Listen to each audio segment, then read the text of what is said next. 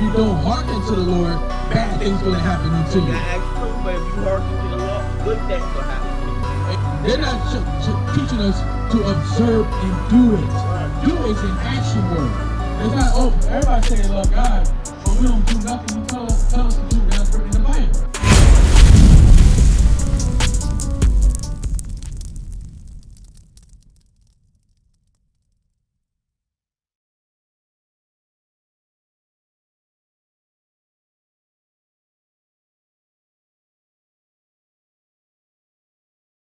You go to church? No, I don't. I should. I'm baptized Baptist. Okay, so you used to be a Baptist, right? Yeah, I still am. Okay, all right. But God, you know how God is. Okay, I'm going to show you something real quick. You see this sign right here? Yeah. Now, notice this is a pictorial description of what's written in the Bible. Yeah. This is slavery. We got the image of Christ. We got the slavery. We got the Southern Kingdom, which is the blacks. We got the Hispanic, which is Puerto Ricans, Dominicans, their slavery. We got the prophecy concerning America, the image of the beast, and also the 12 tribes of Israel. Notice on this chart right here, what should you see, number one? American black. American black. What's your father's nationality? Black. There you go. So the Bible says you're from the tribe of Judah. That's right. Not American black. American black was put on our people because God put us under a curse. Right. Let me give you Deuteronomy 28, and we're going to start at verse 1. We're going to jump to verse 15. I want to show you something real quick. I'm not a long-winded brother, but the Bible must come out. We must teach the Bible because we're the Israelites. And I'm going to show you something about the Baptist religion. And my brother, I want you to come up here too. I want to show you this sign right here. Come up here, brother. All right, read that real quick. Read that. It's the book of Deuteronomy, chapter 28, verse 1. Come on. And it shall come to pass, if thou shalt hearken diligently unto the voice of the Lord thy God. You know what the voice of God is? What's the voice of God? He's telling you like to come, like, you know what I'm saying? When it's time to come, like you believe in it, like you believe in God and all that, there's a certain point in time that you come that God's telling you that. Okay, watch this. Read on. To observe and to do all his commandments. The voice of God is the commandments of God. And that's written in the Bible. That's what makes I was saying though, right? Yes, read. Which I command thee this day. Now, a commandment, is that a suggestion or God is telling you that you must do it? That's the commandment that they have written down him and his father by law. Yes, does that mean it's a law that you must do? Read. That the Lord thy God will set thee on high above all nations of the earth. Now, is the black man and Hispanic man high above all nations on the earth? No. Whose landmass was this before? The Indian. Yes. Now you see that on the sign, right? Yeah. It says the Seminole Indians is Reuben, right? Yep. Look at the sign. Yep. And you see Gad, right? That says Native American Yeah. Indians. Who owns America now? The wheat man. You can say, don't be afraid to say The anything. wheat man. The who? The wheat man. The weed man? The wheat man. What's the wheat man? The white man. There you go. He was the most famous explorer of his era. South and North America were named after him. He's actually the key character, the great unknown in the age of discovery. His report of a new world was a bestseller across Europe. While searching for the Spice Islands of Asia, he stumbled upon a new world. He begins to realize that he has found something completely new, something that has never been represented on a map of the world before.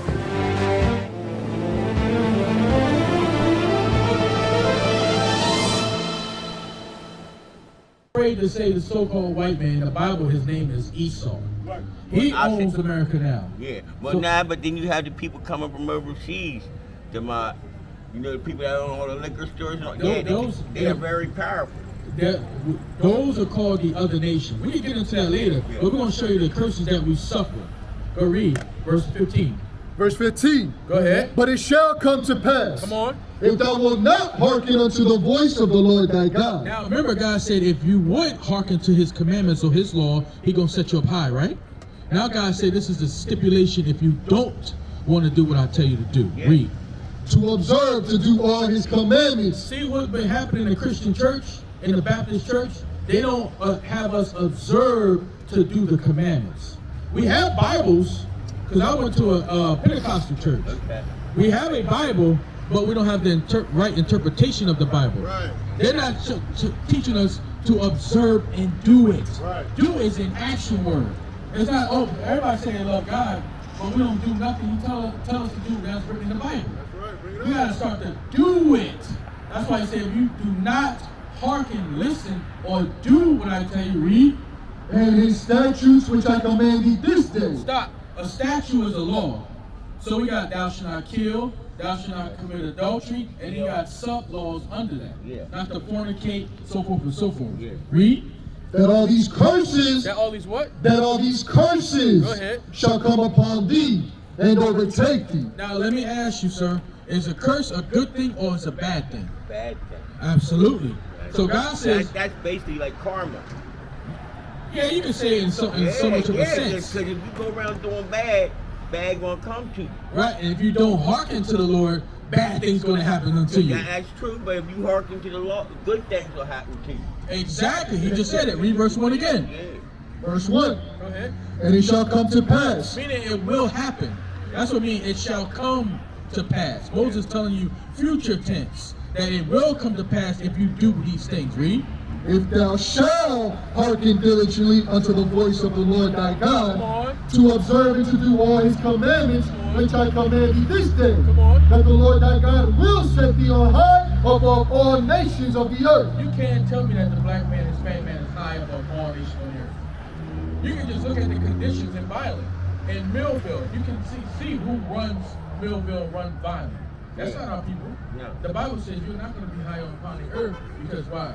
You broke my laws. Broke my law. Now let's get verse 43 to prove that. But there's some people like that, and there's other people that are high because they listen to God. They listen to His law. But when we talk about, we talk about as a majority. A majority, of people. yeah, I The understand. majority of people are not high above all nations of the earth. No, we're not. Because it's designed that way. That's right. And then this pandemic really put us, you know what I'm saying? Well, we've been going through the pandemic since we got here in Yeah, but after that, 1492, yeah, I know, but we've been under a pandemic. I know. That's a medical issue. We've been going through the curses. That's a pandemic. Right. Ever since we've been on this side of the earth. Yeah. Read that. Verse 43. Watch this. The stranger that is within thee shall get up above thee very high, Go ahead. and thou shalt come down very low. Do it 180. Look around you. That's called the strangers getting above you very high. All these buildings are majority owned by Edomites. These are their places that they own. Yeah. Our people do. We make our little bodegas, our little stores. We rent from them. That's right. But they own Violent itself. That's Right. right. They own the United States of America. That's right. They own Europe. That's They right. own Africa. They own the whole world. Because back in the Read. day, Brother Willie, he right here. Oh, for me? Okay, go Yeah, ahead. but back in the He day. shall lend to thee, Come on. and thou shalt not lend to him. Let me ask you a question. Look right here on the left side of it. Who owns that bank? Is it people of your nationality No. or people of the strangers? Strange. There you go, my brother. So it said, he shall what? He shall lend to thee, and thou shalt not lend to him. You see that, brother? That bank is not, majority of these banks in the United States is not owned by our people. They're owned by the strangers of the other nations. So-called white man, the Chinese man, the Arab man. That's what they own by. Read. He shall be the head, and thou shalt be the tail. He said, they shall be the head in society. We shall be the tail in society. Are we not the tail in society? Look at this right here, the sun, my brother. Our nationality has been changed every couple of years. Afro-American, African-American, black, nigga, speak, cool, wetback. You see that, bro? You see African, that's your nationality, African-American? Okay, what's your nationality? American right now. Oh, you're American, okay. All right, what's it mean to be American? I was born in the States. You're born in the States. Okay, well, look, if you look on the sign right there, there's no name America in the Bible. It says Judah. That means God's praise. That's your name that's written in the Bible. Now, read verse 37 for you. This is for everybody. Go ahead, read. Verse 37. Come on. And thou shalt become an astonishment, Go ahead. a proverb, and a byword. What? And a byword. You know what a byword is? Call out your God-given name. Right. They call you America. Right. You know what America was named after? Anybody know what America was named after? Bring it out. Wake him up. Not Columbus. Who was America named after? You know? America Vespucci. You said it. You close too. Americo Vespucci. That's right. Puerto Rico. Papa, Puerto Rico. What's that mean? What's the Puerto Rico mean? What's that mean? Rich port. Rich port. Puerto means what? What's Puerto? Puerto. Port. Rico means rich, right? Rich port. Who got all the riches in Puerto Rico today? Bring it out. It ain't the Puerto Ricans. Because if that was the case, why would they be coming to America to find freedom? Why would they come to America to open up a business? Why would they come to America to make money? To better understand the current status of Puerto Rico, we need to look back through centuries of history. Puerto Rico's native population is called Taíno. Native people called themselves Boricua, which is a phrase still used today. In 1493, Christopher Columbus's second voyage led him to the island and he claimed it for Spain.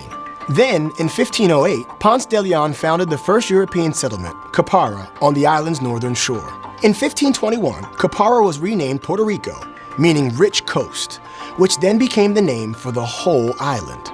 The capital became San Juan, which is still the capital today.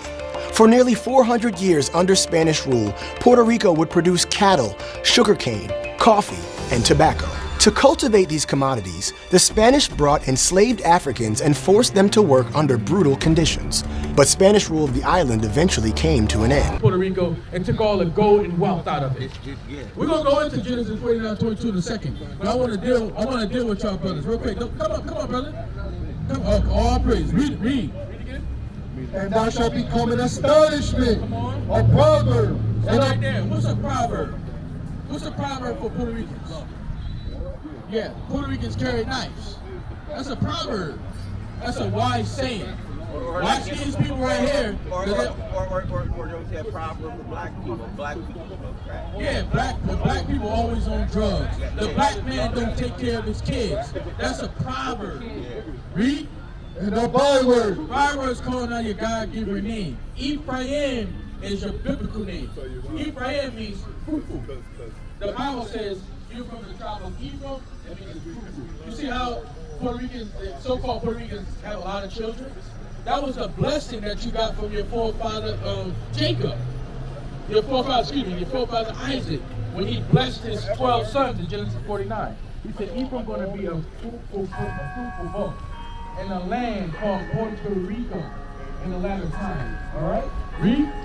Among all nations, whither the Lord shall lead thee. Every nation that we go on the planet Earth, there's a byword against our people. There's a proverb against our people. Don't let them move over this section of the city, because you know what's going to happen? The property value is going to go down. Right.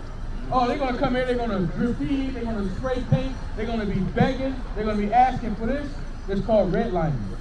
That's why you see a certain part of the section where our people are gathered at, it looks, they call it the hood. Where everybody else is gathered at, they call it the neighborhood. You see how different it is? That's right. They neighborly to each other. Us, we call it the hood because we take the neighbor out of it. We treat each other like trash. We don't treat each other like the sons of God.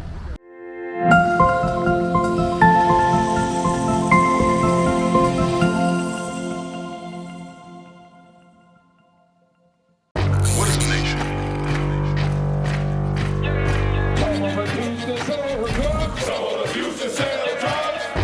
Nation is men leading by example.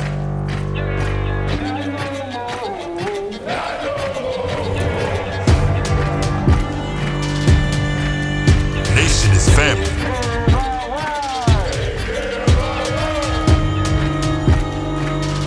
Nation is community. Nation is children with role models.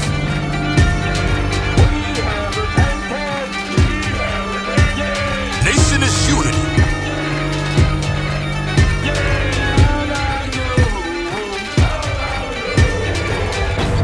Nation is you. And finally, my brethren, be strong in the Lord. His word, his word, his word.